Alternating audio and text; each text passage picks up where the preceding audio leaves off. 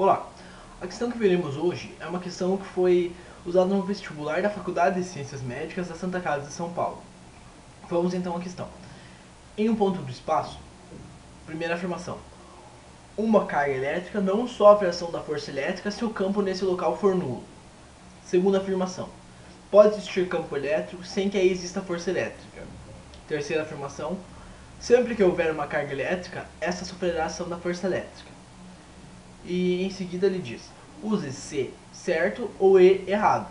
E as alternativas descrevem a sequência de certo ou errado das questões.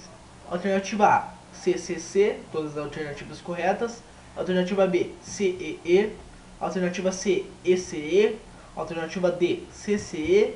Alternativa E, EEE. Para a resolução, vamos então analisar as afirmações. Primeira afirmação. Uma carga elétrica não sofre ação da força elétrica se o campo nesse local for nulo. Então, se o campo elétrico no ponto do espaço em que se encontra essa carga elétrica for nulo, significa que ela não está sob a influência de uma outra carga elétrica. Portanto, a ação de força elétrica nessa partícula é inexistente, porque ela só sofreria ação de força elétrica se ela estivesse dentro do campo elétrico de uma outra partícula eletrizada. Portanto, a primeira afirmação está correta. Segunda afirmação. Pode existir campo elétrico sem que aí exista força elétrica. Então, ele diz o seguinte, que em um campo de espaço pode haver ação de um campo elétrico sem que nesse ponto de espaço haja ação de força elétrica.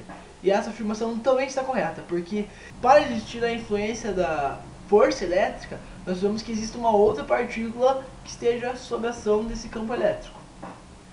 Então essa afirmação também está correta. Vamos para a terceira e última afirmativa.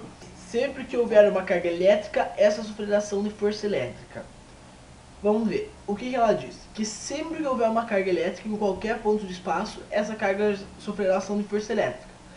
E essa afirmativa está errada, porque para haver ação de força elétrica, ela precisa estar sob a influência de um campo elétrico de outra carga geradora. Então, a afirmativa é errada. Então, uma carga elétrica não sofre ação da força elétrica se o campo nesse local for nulo. Correto. 2. Pode existir campo elétrico sem que exista força elétrica. Correto. E 3. Sempre que houver uma carga elétrica, essa sofrerá ação de força elétrica. Errado. Portanto, correto, correto, errado. É a alternativa D, que descreve CCE. Muito obrigado e até a próxima.